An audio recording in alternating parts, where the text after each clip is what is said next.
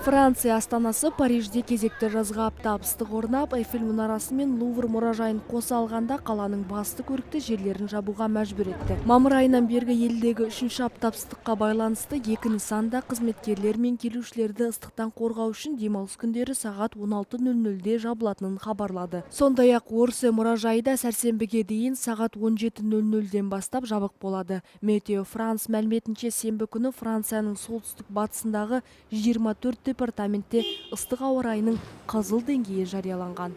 Бұл 22 миллионнан астам адамға әсер етеді. Ал кейбір аймақтарда температура 39 градусқа дейін көтеріледі деп болжануда.